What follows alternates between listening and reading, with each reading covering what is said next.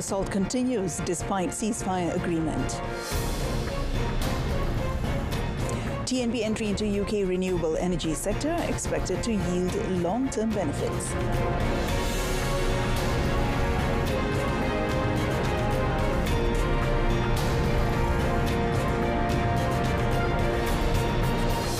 Good afternoon and Salam Malaysia Madani. Thanks for tuning in. You're watching World Today with me, Mohana Priya.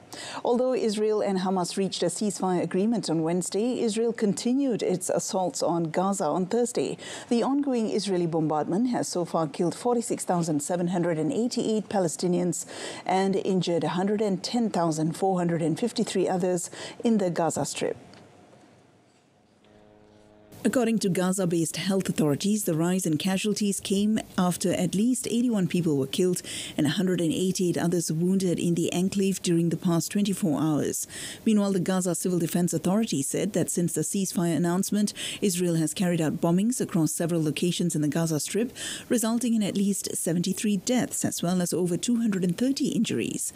The Israeli cabinet delayed a Thursday vote to ratify the ceasefire deal and scheduled another meeting for Friday to approve the agreement. The vote was postponed amid reported dispute with Hamas and internal disagreements with far-right members of Israeli Prime Minister Benjamin Netanyahu's coalition, who oppose ending the fighting. Malaysia will collaborate with Japan to expedite the reconstruction of Gaza following the recently achieved ceasefire. Prime Minister Datuk Seri Anwar Ibrahim said he would reach out to his Japanese counterpart Shigeru Ishiba today to discuss the latest developments. Ishiba had also invited Malaysia to co-chair Japan's initiative to host the conference on cooperation among East Asian countries for Palestinian development in July, specifically focusing on Gaza's reconstruction.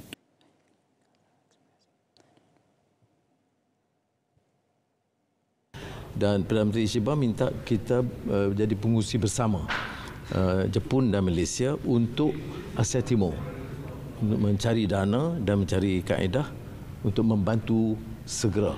Jadi saya akan menghubungi Perdana Menteri Ishiba hari ini juga untuk menyatakan bahawa jawatankuasa itu harus segera bertemu untuk mencari jalan dan kaedah membantu Gaza.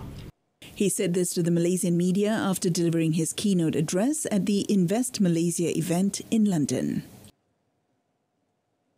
Singapore has welcomed the ceasefire agreement in Gaza, expressing hope that it would pave the way for increased delivery of humanitarian aid and the release of all the hostages. The Foreign Ministry, in a statement, said Singapore will continue to work with its partners in the region to support humanitarian initiatives for the civilians in Gaza.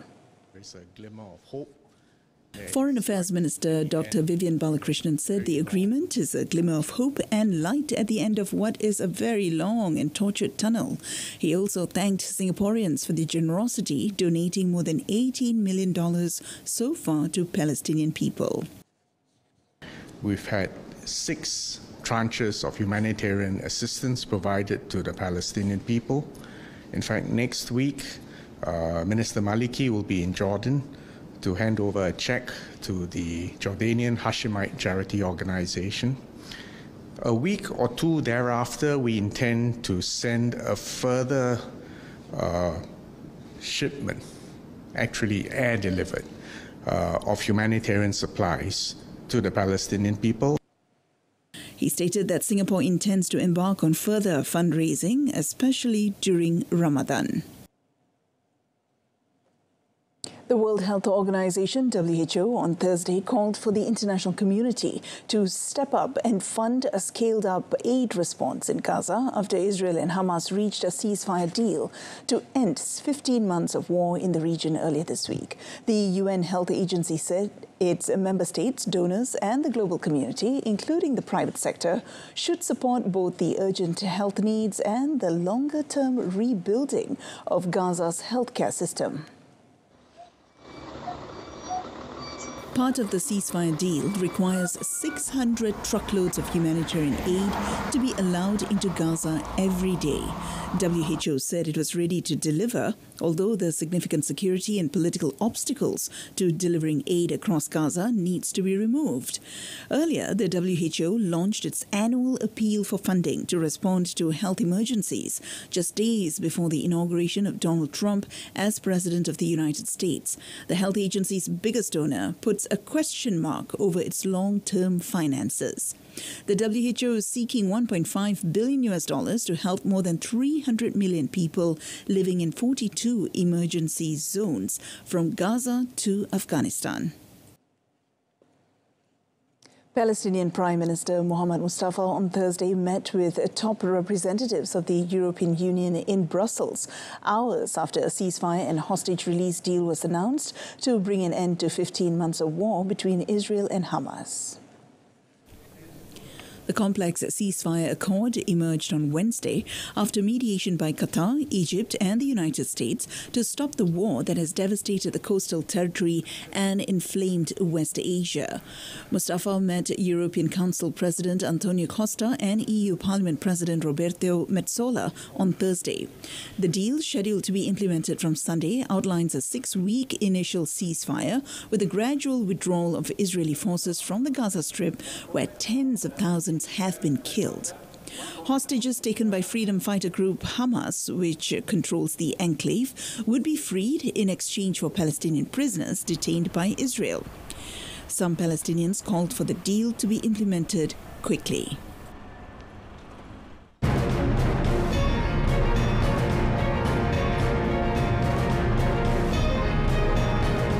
Thai government interested in working with Malaysia on digital governance. That and more coming up next.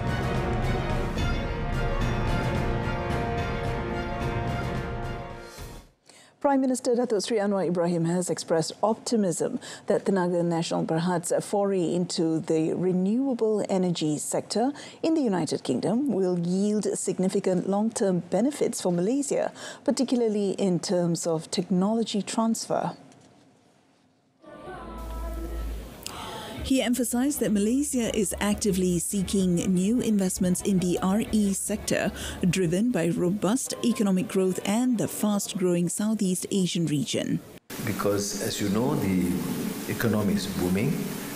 We are part of the region which is dynamic in terms of its growth and is getting focus, the focus and attractiveness as an investment destination, and therefore TNB with other players has been entrusted with that responsibility to conduct research to explore new avenues, and particularly in the area of renewable energy. He added, in the ASEAN context, the government will prioritize enhancing regional energy cooperation through the ASEAN Power Grid, a critical initiative for advancing the region's energy transition. Datuk Seri Anwar said this at the launching of the TNB's 102-megawatt Eastville and Bunkers Hill solar farms in the United Kingdom. Malaysia, as the chair of ASEAN in 2025, is committed to fostering even closer integration within ASEAN, deepening trade, economic and energy integration within the region and the rest of the world. Prime Minister Datuk Seri Anwar Ibrahim said a prime example is the Johor-Singapore Special Economic Zone, which is set to unlock the Johor region's talent potential while leveraging its proximity to Singapore to create high-value economic opportunities. Then we have programs, new policies, approaches with neighbours like Johor-Singapore Economic Zone to ensure that we both benefit from this new dynamism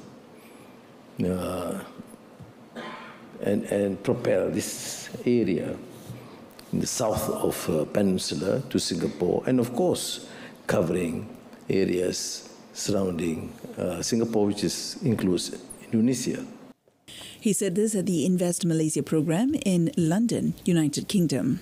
For your time this morning. The Thai government has expressed interest in collaborating with Malaysia on digital governance to enhance the quality of life for its citizens.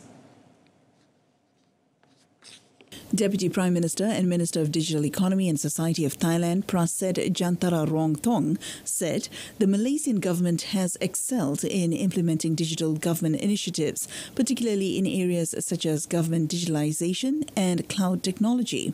He also praised Malaysia's progress in several areas, including digital or smart city projects, cybersecurity, gaming and animation, as well as the startup ecosystem. He said this during a bilateral meeting with Malaysia's Digital Minister Gobind Singh Dio. The bilateral meeting was held on the sidelines of the 5th ASEAN Digital Ministers meeting held in Bangkok. It was attended by representatives from the 10 ASEAN member states and key dialogue partners such as China, Japan, South Korea, the United States and India. China recorded one of its slowest rates of economic growth in decades last year. The data showed on Friday as leaders nervously eye a potential trade standoff with incoming U.S. President Donald Trump. Beijing has in recent months announced its most aggressive support measures for years in a bid to reignite an economy that had suffered on multiple fronts, including a prolonged property market debt crisis and sluggish consumer spending. But the economy grew by 5% last year. Official data from Beijing's National Bureau of Statistics on Friday showed, down from 5.2 in 2023. The increase is the lowest recorded by China since 1990, excluding the financially tumultuous year of the COVID-19 pandemic. Now, growth could fall to just 4.4% in 2025 and even drop below 4% the following year, analysts surveyed by AFP estimated. China has so far failed to rebound from the pandemic, with domestic spending remaining mired in a slump and indebted local governments dragging on total growth. Trump, who will begin his second term next week, has promised to unleash heavy sanctions on China. Russian President Vladimir Putin on Thursday held talks with his counterpart from the Central African Republic, CAR, Faustin Archange Touadera, who is in Moscow on a 3-day visit. Putin praised the good relations between the two countries and promised to continue the humanitarian aid, primarily with supplies of food to an African nation. CAR is part of the Black Sea grain deal reached in July 2022, months after Russia launched its special military operation in Ukraine. Russian President also singled out the security cooperation with CAR, which he promised to continue. Touadera thanked the host of the talks for the delivery of the grain. He also praised the Russian military instructors who trained the CAR army and called them real professionals. Hundreds of Russian military personnel are currently in CAR, where they train the National Armed Forces. Earlier, the training was provided by members of the Wagner Group, a Russian private military company whose founder and leader Yevgeny Prigozhin died in a plane crash soon after a short-lived mutiny against military Russian authorities in the summer of 2023. Former Bank of Canada Governor Mark Carney announced on Thursday that he was running to replace Prime Minister Justin Trudeau as a leader of the ruling Liberal Party, saying he wanted to focus on the struggling economy. Carney, 59, launched his bid at an event in the western city of Edmonton, casting himself as an outsider who was not part of Trudeau's unpopular government. Trudeau announced his resignation this month amid unhappiness among legislators alarmed by the party's poor polling in numbers ahead of an election this year. Trudeau, who took office in November 2015, will stay on until his replacement is named on the 9th of March. Carney's main rival looks to be former Finance Minister Chrystia Freeland, whose resignation last month over policy differences led to Trudeau's decision to quit. Carney was also governor of the Bank of England, is running as an outsider with considerable financial experience. That said, he has close ties to Trudeau, who last September named him as chair of a task force on economic growth. The Conservatives say there is little difference between Carney and Trudeau. Remember one thing from what I say. South Korea's central bank unexpectedly left its policy interest rate unchanged on Thursday and signaled it needs to wait for the domestic political turmoil weighing on the currency to stabilize before it can make further rate cuts. Now, Bank of Korea Governor Ri Chang-yong said the rate decision reflected a need to support the won, which in part has been weakening due to political reasons as it hit a 15-year low versus the dollar in recent weeks. The decision is the first since impeached President Yoon Suk-yeol's attempt to impose martial law in early December threw Asia's fourth-largest economy to its biggest political crisis in decades. The turmoil prompted the government to cut its 2025 economic growth forecast to 1.8% from 2.2%. The crash of Jeju Air Flight 7C-2216, which killed 179 people in the country's deadliest air disaster, has also weighed on the economy. The won's slide is a major concern for policymakers. In the final 3 months of 2024, the currency weakened 10.6% against the dollar, its biggest quarterly drop since the third quarter of 2008. Nearly 150,000 people have signed an online petition demanding the immediate resignation of Los Angeles Mayor Karen Bass over her mismanagement and a lack of leadership during the devastating wildfires. The Change.org petition, with still increasing signatures, accuses Bass of mishandling the wildfires, noting that she was not even in the country when the fires first broke out. The petition, initiated last Thursday, indicated Mayor Bass had been absent from the front lines, choosing to travel abroad while her constituents suffer. According to media reports, Bass was on a diplomatic visit to Ghana when the devastating wildfires erupted. Prior to her trip, the local meteorological agency had issued multiple warnings about the extreme fire risk posed by strong winds following a prolonged dry spell. In June of 2024, Bass approved a budget cut of more than $17 million to the local fire department.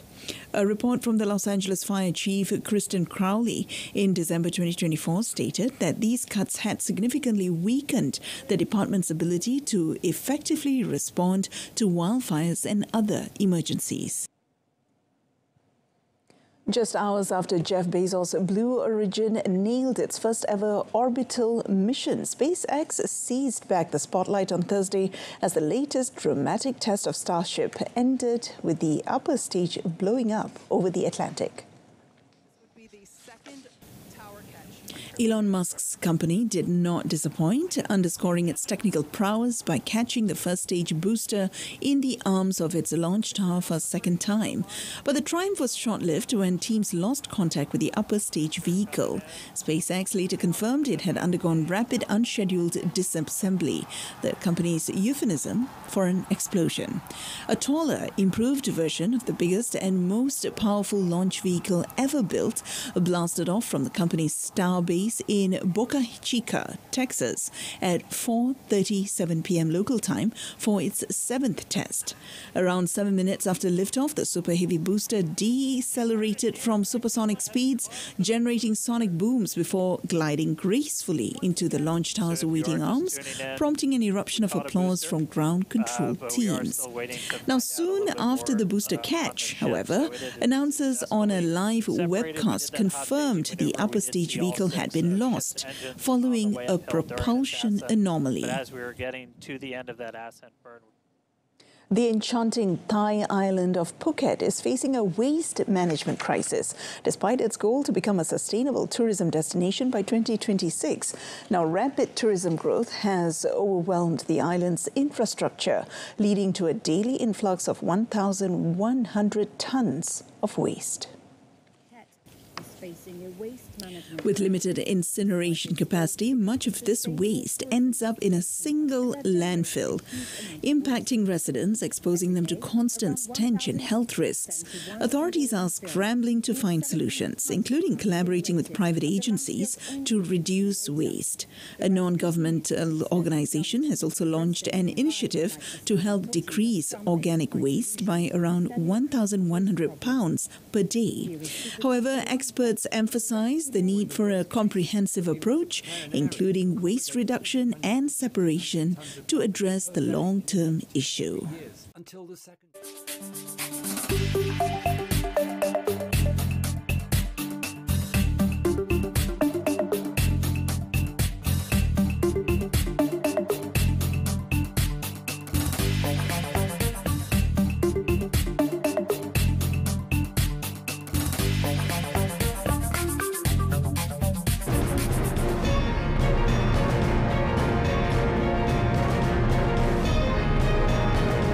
Still to come in sports, Diallo comes in clutch with a late hat-trick to save United. We begin with the latest updates on the English Premier League. Amad Diallo scored a sensational 12-minute hat-trick as Manchester United roared back to beat basement club Southampton 3-1 on Thursday, narrowly avoiding a humiliating fourth straight home defeat. The Ivory Coast international, who is United's standout player this season, levelled in the 82nd minute before putting the hosts ahead in the dying seconds of the 90 minutes. He was still not done, capitalising on an error from Taylor Howard-Bellis to grab a third in stoppage time, giving the scoreline a skewed look. It was cruel luck on a Saints side, battling to avoid finishing the season as the worst side in the Premier League history, still with just one win to their name. Ivan Juric's men had deservedly taken the lead through Emmanuel Ugarte's own goal towards the end of the first half and had numerous chances to extend the lead. But Diallo was once again the saviour for misfiring United following his winning goal at Manchester City and his late equaliser against Liverpool in recent weeks. A ruthless Al Hilal eased to a record equalling 9-0 rout of Al Fateh in the Saudi Pro League on Thursday. Khalidou Koulibaly, Renan Lodi, Marcos Leonardo and Sergei Milinkovic-Savic had the hosts 4-0 up at halftime before Brazilian Leonardo completed his hat-trick within 20 minutes after the break.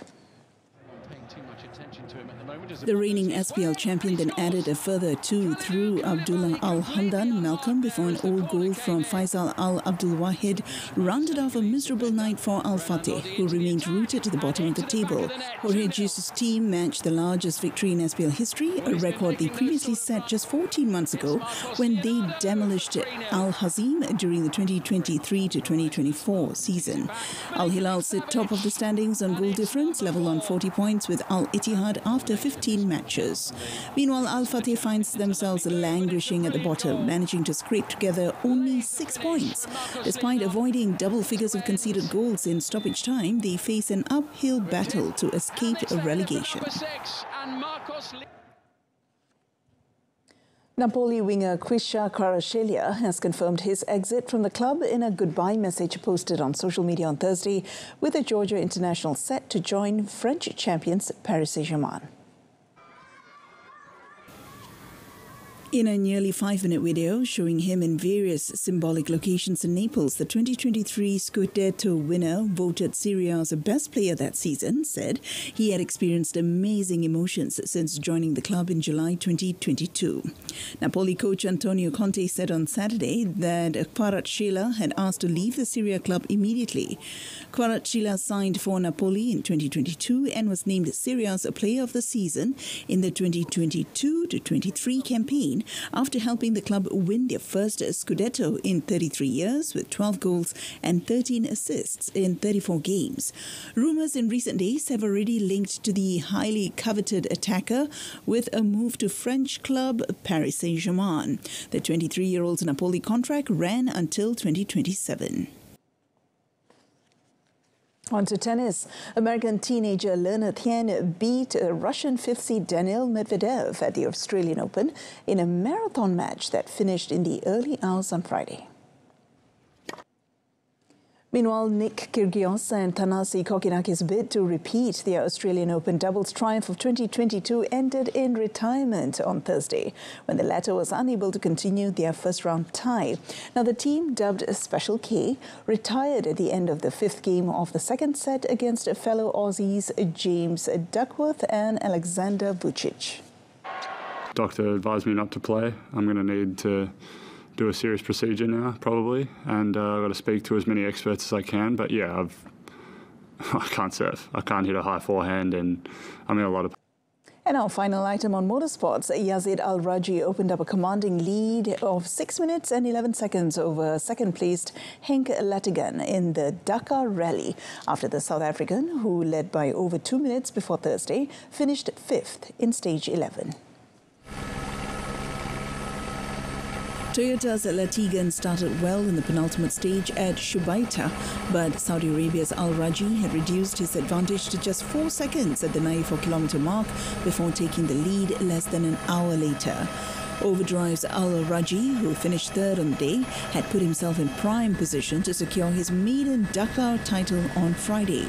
Ford's Matthias Ekstrom, who sits third in the overall standings and trailing Al-Raji by over 22 minutes, took the stage honours. In the motorcycle category, Spaniard Tosha Sharina won the stage and reduced the gap to overall leader Daniel Sanders by over 7 minutes, but the Australian remained 9 minutes ahead going into Friday's finale. Racing was delayed due to poor visibility caused by fog, with the bikes finishing at the 152-kilometre mark. And that wraps up World Today. In our top story, Israeli assault continues despite a ceasefire agreement. I'm Mohanupriya, Malaysia Madani. From the river to the sea, Palestine will be free. Thank you for your company.